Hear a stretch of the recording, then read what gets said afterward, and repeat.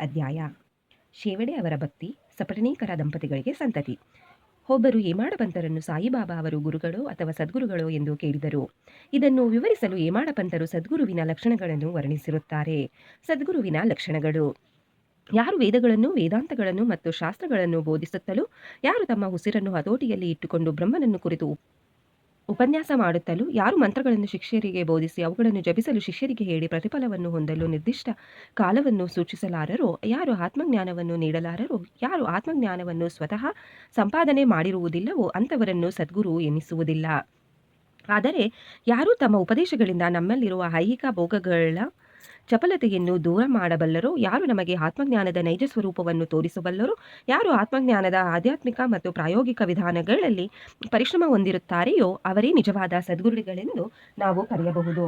ತಾನೇ ಆತ್ಮಜ್ಞಾನವನ್ನು ಹೊಂದಿರದೇ ಇದ್ದವನು ಇತರರಿಗೆ ಏನು ದೊರಕಿಸಿಕೊಡಬಹುದು? ಸದ್ಗುರುವು ಕನಸಿನಲ್ಲಿಯೂ ಸಹ ತನ್ನ ಭಕ್ತರಿಂದ ಏನನ್ನೂ ಅಪೇಕ್ಷಿಸುವುದಿಲ್ಲ. ಅದಕ್ಕೆ ಬದಲಾಗಿ ಅವನು ಶಿಷ್ಯರ ಸೇವೆ ಮಾಡಲಿಚ್ಛಿಸುತ್ತಾನೆ. ತಾನು ಮೇಲೂ ಶಿಷ್ಯರು ಕೇಳೆಂದು ಅವನು ಭಾವಿಸಲಾರ. ತನ್ನ ಶಿಷ್ಯರನ್ನು ಸ್ವತಃ ಮಕ್ಕಳಂತೆ ಭಾವಿಸುತ್ತಾನೆ. ಸದ್ಗುರುವಿನ ಮುಖ್ಯ ಗುಣವೆಂದರೆ ಅವನು ಶಾಂತಿಯ ನಿವಾಸ.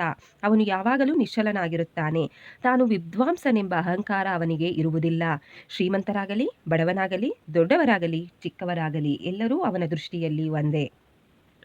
ಕೇವಲ ಪೂರ್ವಜನ್ಮದ ಸುಕೃತ ಫಲದಿಂದ ಮಾತ್ರವೇ ಶ್ರೀ ಸಾಯಿಬಾಬಾ ಅವರಂತಹ ಸದ್ಗುರುವಿನ ಸಂಪರ್ಕ ಹೊಂದಿ ಅವರಿಂದ ಆಶೀರ್ವದಿಸಲ್ಪಟ್ಟಿರುವುದಾಗಿ ಹೇಳಿರುತ್ತಾರೆ. ಶ್ರೀ ಹೇಮಾಡಪಂತರು ಬಾಬಾ ಅವರು ತುಂಬಾ ಯೌವನದಲ್ಲಿಯೂ ಸಹ ಚಿಲುಮೆ ಒಂದನ್ನು ಬಿಟ್ಟರೆ ಇನ್ನಾವುದನ್ನೂ ಇಟ್ಟುಕೊಂಡಿರಲಿಲ್ಲ. ಅವರಿಗೆ ಸಂಸಾರವಾಗಲಿ, ಸ್ನೇಹಿತರಾಗಲಿ, ಮನೆಯಾಗಲಿ ಯಾವ ಆಧಾರವೂ ಇರಲಿಲ್ಲ. 18ನೆಯ ವಯಸ್ಸಿನಲ್ಲಿಯೇ ಅವರು ತಮ್ಮ ಮನಸ್ಸನ್ನು ಹತೋಟಿಯಲ್ಲಿಟ್ಟುಕೊಂಡು ಅತೀತರಾಗಿದ್ದರು. ಯಾವಾಗಲೂ ನಿರ್ಭಯರಾಗಿ ಏಕಾಂತ ಸ್ಥಳದಲ್ಲಿ ಕುಳಿತು ಆತ್ಮದಲ್ಲಿ ತಲ್ಲೀನರಾಗಿರುತ್ತಿದ್ದರು. ಅವರು ಜೀವಿಸಿದ್ದಾಗ ಯಾವ ತರಹದ ಅನುಭವಗಳಾದವೋ ಅದೇ ತರಹದ ಅನುಭವಗಳು ಭಕ್ತರಿಗೆ ಈಗಲೂ ಆಗುತ್ತಿವೆ.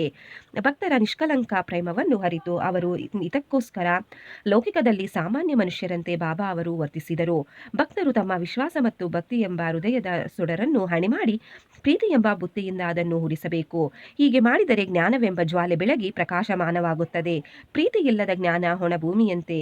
ಆ ತರಹದ ಜ್ಞಾನವನ್ನು ಯಾರೂ ಅಪೇಕ್ಷಿಸುವುದಿಲ್ಲ. ಪ್ರೀತಿ ಇಲ್ಲದೆ ತೃಪ್ತಿ ಇರುವುದೇ ಇಲ್ಲ. ಆದುದರಿಂದ ನಮ್ಮಲ್ಲಿ ನಿಶ್ಚಲವಾದ ಅಪಾರವಾದ ಪ್ರೇಮವಿರಬೇಕು. ಆ ಪ್ರೇಮವನ್ನು ಯಾರಿಂದ ವರ್ಣಿಸಲು ಸಾಧ್ಯ? ಅದರ ಮುಂದೆ ಎಲ್ಲವೂ ಕ್ಷುಲ್ಲಕ. ಪ್ರೇಮವಿಲ್ಲದ ಪಠಣದಿಂದಾಗಲಿ ಶ್ರವಣದಿಂದಾಗಲಿ ಏನೂ ಪ್ರಯೋಜನವಿಲ್ಲ. ಪ್ರೀತಿ ಅಥವಾ ಪ್ರೇಮದ ಹೊಂಬೆಳಕಿನಿಂದ ಭಕ್ತಿ, ಶಾಂತಿ, ವೈರಾಗ್ಯ, ಮುಕ್ತಿ ಎಲ್ಲವೂ ದೊರಕುತ್ತವೆ. ಪ್ರೇಮವು ಯಾವುದರಲ್ಲಿಯೂ ತಾನಾಗಿಯೇ ಅಂಕುರಿಸುವುದಿಲ್ಲ. ಅದನ್ನೇ ಕುರಿತು ದೀರ್ಘವಾಗಿ ನಾವು ಶ್ರದ್ಧೆಯಿಂದ ಧ್ಯಾನ ಮಾಡಬೇಕು. ನಿಜವಾದ ಹಂಬಲ ಮತ್ತು ಸಂಯಮ ಇದ್ದರೆ ಪರಮಾತ್ಮನು ತಾನೇ ಸ್ವತಃ ಅವತರಿಸುವನು ಎಂಬುದನ್ನು ಭಕ್ತರು ಅರಿತುಕೊಳ್ಳಬೇಕು. ಆದುದರಿಂದ ಗುರುವಿನೆಡೆಗೆ ಪರಿಶುದ್ಧವಾದ ಮನಸ್ಸಿನಿಂದ ಸಾಗಿ ಅವನ ಪಾದಾರ್ಚನೆ ಮಾಡೋಣ. ಆಗ ನಾವು ಅವನಿಂದ ರಕ್ಷಿಸಲ್ಪಡುತ್ತೇವೆ. ಈ ಕೆಳಗಿನ ಭಕ್ತರ ಅನುಭವಗಳು ಈ ನೀತಿಯನ್ನು ನಿದರ್ಶಿಸುತ್ತವೆ. ಸಪಟಣೀಕರ. ಅಕ್ಕಲಕೋಟೆಯ ಸಪಟಣೀಕರ ವಿದ್ಯಾರ್ಥಿಯಾಗಿ ಕಾನೂನು ವ್ಯಾಸಂಗ ಮಾಡುತ್ತಿದ್ದರು. ಅವರು ಒಂದು ದಿನ ತಮ್ಮ ಸಹ ವಿದ್ಯಾರ್ಥಿಯಾದ ಶೇವಡೆ ಅವರನ್ನು ಸಂಧಿಸಿದರು. ಇತರ ವಿದ್ಯಾರ್ಥಿಗಳು ಕೂಡ ಗುಂಪು ಕೂಡಿಕೊಂಡು ಅವರ ವ್ಯಾಸಂಗದ ಟಿಪ್ಪಣಿಗಳನ್ನು ಹೋಲಿಸಿಕೊಂಡರು. ಇದರಿಂದ ಶೇವಡೆಯವರು ಏನೂ ಓದಿಲ್ಲವೆಂದು ಅವರನ್ನು ಎಲ್ಲರೂ ಉಪಹಾಸ್ಯ ಮಾಡಿದರು. ಆಗ ಅವರು ಸರಿಯಾಗಿ ಓದದಿದ್ದರೂ ಪರವಾಗಿಲ್ಲ, ನನ್ನನ್ನು ಸಾಯಿಬಾಬಾ ಪಾಸು ಮಾಡಿಸುತ್ತಾರೆ ಎಂದರು. ಸಪಟಣೀಕರ ಅವರಿಗೆ ಆಶ್ಚರ್ಯವಾಯಿತು. ಅವರು ಶೇವಡೆ ಅವರನ್ನು ಪಕ್ಕಕ್ಕೆ ಕರೆದು ಸಾಯಿಬಾಬಾ ಎಂದರೆ ಯಾರು ಎಂದು ಕೇಳಿದರು. ಅದಕ್ಕೆ ಶೇವಡೆಯವರು ಶಿರಡಿಯಲ್ಲಿ ಮಸೀದಿಯ ಒಬ್ಬ ಫಕೀರರು ವಾಸಿಸುತ್ತಿದ್ದಾರೆ. ಮಹಾ ಸತ್ಪುರುಷರವರು. ಅವರು ಏಕೈಕ ವ್ಯಕ್ತಿ. ಪೂರ್ವಜನ್ಮದ ಪುಣ್ಯ ಫಲದಿಂದ ಮಾತ್ರ ಅವರನ್ನು ನೋಡಲು ಸಾಧ್ಯ. ನಾನು ಅವರನ್ನು ಸಂಪೂರ್ಣವಾಗಿ ನಂಬಿದ್ದೇನೆ ಮತ್ತು ಅವರು ಹೇಳುವುದು ಎಂದಿಗೂ ಸುಳ್ಳಾಗುವುದಿಲ್ಲ. ನಾನು ಮುಂದಿನ ವರ್ಷ ತೇರ್ಗಡೆಯಾಗುವೆನೆಂದು ಕಳೆದ ವರ್ಷವೇ ಅವರು ಹೇಳಿದ್ದಾರೆ. ಆದುದರಿಂದ ನಾನು ದೃಢ ನಂಬಿಕೆಯಿಂದ ಇದ್ದೇನೆ ಎಂದರು. ಸಪಟಣೀಕರ ಅವರು ಇದನ್ನು ಕೇಳಿ ನಕ್ಕು ಅವರನ್ನು ಮತ್ತು ಬಾಬಾ ಅವರನ್ನು ಕುರಿತು ಹಾಸ್ಯ ಮಾಡಿದರು. ಮುಂದೆ ಇಬ್ಬರು ಪರೀಕ್ಷೆಯಲ್ಲಿ ತೇರ್ಗಡೆ ಹೊಂದಿದ್ದರು. ಚಲ್ಹಟ್. ಸಪಟಣೀಕರ ಅವರು ಅಕ್ಕಲಕೋಟೆಯಲ್ಲಿ ವಕಾಲಿ ವೃತ್ತಿ ಆರಂಭ ಮಾಡಿದರು. ಇದಾದ 10 ವರ್ಷಗಳ ನಂತರ ಅವರ ಮಗನ ಗಂಟಲು ವ್ಯಾಧಿಯಿಂದ ಮೃತನಾದನು. ಇದು ಅವರ ಹೃದಯವನ್ನು ಭೇದಿಸಿತು. ಗಣಗಾಪುರ ಮತ್ತು ಇತರ ಪವಿತ್ರ ಯಾತ್ರೆಗಳನ್ನು ಮಾಡಿದರು, ಆದರೂ ಶಾಂತಿ ದೊರಕಲಿಲ್ಲ. ವೇದಾಂತ ಪಾರಾಯಣ ಮಾಡಿದರೂ ಕೂಡ ಶಾಂತಿ ಸಿಗಲಿಲ್ಲ. ಆಗ ಅವರಿಗೆ ಶೇವಡೆಯವರು ಹೇಳಿದ ಬಾಬಾ ಅವರ ಜ್ಞಾಪಕ ಬಂದಿತು. ಆಗ ಶಿರಡಿಗೆ ಹೋಗಿ ಬಾಬಾ ಅವರ ದರ್ಶನ ಪಡೆಯಬೇಕೆಂದು ನಿರ್ಧರಿಸಿದರು. ಅವರು ತಮ್ಮ ಕಿರಿಯ ಸಹೋದರ ಪಂಡಿತರಾವರನೊಡನೆ ಶಿರಡಿಗೆ ಹೋಗಿ ಬಾಬಾ ಅವರ ದರ್ಶನ ಪಡೆದು ಮರುಕ್ಷಣವೇ ಆನಂದಭರಿತರಾದರು. ಅವರು ಬಾಬಾ ಅವರ ಹತ್ತಿರ ಹೋಗಿ ಶುದ್ಧ ಮನಸ್ಸಿನಿಂದ ಹಣ್ಣುಗಳನ್ನು ಅವರ ಮುಂದಿಟ್ಟು ಕೂಡಲೇ ಬಾಬಾ ಅವರು ಇಲ್ಲಿಂದ ಹೊರಟು ಹೋಗು ಎಂದು ಅರಬಟಿಸಿದರು. ಸಪಟಿನೀಕರ ಅವರು ತಲೆ ತಗ್ಗಿಸಿ ದಿಕ್ಕು ತಪ್ಪಿ ಏನೋ ತಿಳಿಯದೆ ಪಕ್ಕಕ್ಕೆ ಸರಿದರು. ಯಾವ ರೀತಿಯಿಂದ ಬಾಬಾ ಅವರನ್ನು ಸಂತುಷ್ಟಪಡಿಸಬೇಕೆಂಬುದನ್ನು ತಿಳಿಯಲು ಅವರು ಉತ್ಸುಕರಾದರು. ಕೆಲವರು ಬಾಳಾ ಶಿಂಪಿ ಕಡೆಗೆ ಹೋಗಲು ಹೇಳಿದರು. ಸಪಟಿನೀಕರ ಶಿಂಪಿ ಅವರನ್ನು ಕಂಡು ಸಲಹೆ ಕೇಳಿದರು. ಅವರು ಬಾಬಾ ಅವರ ಫೋಟೋ ಒಂದು ತೆಗೆದುಕೊಂಡು ಅವರೊಡನೆ ಮಸೀದಿಗೆ ಬಂದರು. ಬಾಳಾ ಶಿಂಪಿ ಫೋಟೋ ತೆಗೆದುಕೊಂಡು ಬಾಬಾ ಅವರ ಕೈಗಿತ್ತರು ಮತ್ತು ಅವರು ಯಾರ ಫೋಟೋ ಎಂದು ಕೇಳಿದರು. ಬಾಬಾ ಅವರು ಸಪಟಿನೀಕರ ಅವರ ಕಡೆಗೆ ಕೈ ಮಾಡಿ ಅದು ಅವನ ಒಡೆಯನದು ಎಂದರು ಮತ್ತು ಗಹಗಹಿಸಿ ನಕ್ಕರು. ಬಾಬಾ ಅವರನ್ನು ನಗುವಿನ ಅರ್ಥವೇನೆಂದು ಕೇಳಿ ಸಪಟಿನೀಕರರಿಗೆ ಹತ್ತಿರ ಬರಲು ತಿಳಿಸಿದರು. ಸಪಟಿನೀಕರ ಹತ್ತಿರ ಬಂದೊಡನೆ ಬಾಬಾ ಮತ್ತೆ ಹೊರಟು ಹೋಗು ಎಂದರು. ಆಗ ಅವರಿಗೆ ಏನು ತೋಚದಂತಾಯಿತು. ಆಗ ಅವರಿಬ್ಬರು ಕೈಜೋಡಿಸಿ ಬಾಬಾ ಅವರ ಮುಂದೆ ನಿಂತರು. ಬಾಬಾ ಅವರು ಸಪಟಿನೀಕರ ಅವರಿಗೆ ಇಲ್ಲಿಂದ ಕೂಡಲೇ ಹೊರಟು ಹೋಗು ಎಂದು ಮತ್ತೆ ಆಜ್ಞಾಪಿಸಿದರು. ಅವರ ಆಜ್ಞೆಯನ್ನು ಪರಿಪಾಲಿಸದೇ ವಿದಿರಲಿಲ್ಲ. ಸಪಟಿನೀಕರ ಅವರ ಭಾರವಾದ ಹೃದಯದಿಂದ ಶಿರಡಿ ಬಿಟ್ಟು ಹೊರಟರು. ಮುಂದಿನ ಸಲವಾದರೂ ದರ್ಶನಕ್ಕೆ ಮತ್ತು ಸೇವಾ ಅವಕಾಶಕ್ಕೆ ಕೊಡಿ ಎಂದು ಪ್ರಾರ್ಥಿಸಿದರು. ಶ್ರೀಮತಿ ಸಪಟಿನೀಕರ 1 ವರ್ಷ ಕಳೆಯಿತು. ಆದರೂ ಸಪಟಿನೀಕರ ಅವರಿಗೆ ಶಾಂತಿ ದೊರಕಲಿಲ್ಲ. ಗಾಣಗಾಪುರಕ್ಕೆ ಮತ್ತೆ ಹೋಗಿ ಅಲ್ಲಿ ಕೆಲವು ದಿನ ಕಾಲ ಕಳೆದರು.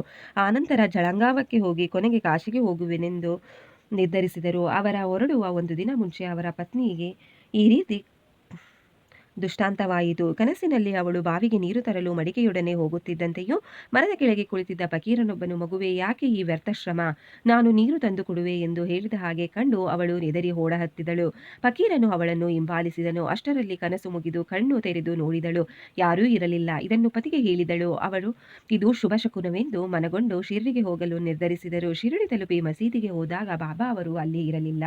ಅವರು ಲೇಂಡಿ ತೋಟಕ್ಕೆ ಹೋಗಿದ್ದರು. ಅವರು ಮಸೀದಿಗೆ ಬರುವ ತನಕ ಕಾಯುತ್ತಾ ಕುಳಿತರು.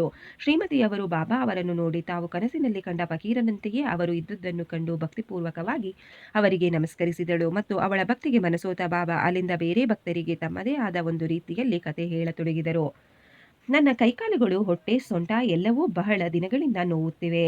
ನಾನು ಅನೇಕ ಔಷಧಗಳನ್ನು ತೆಗೆದುಕೊಂಡೆ, ಆದರೂ ಗುಣವಾಗಲೇ ಇಲ್ಲ. ಔಷಧ ಬಿಟ್ಟುಬಿಟ್ಟೆ, ಆದರೆ ಈಗ ಎಲ್ಲ ನೋವು ಇದ್ದಕ್ಕಿದ್ದ ಹಾಗೆಯೇ ಹೇಗೆ ಮಾಯವಾಗಿದೆ ಎಂದು ಆಶ್ಚರ್ಯಪಡುತ್ತಿದ್ದೇನೆ ಎಂದರು.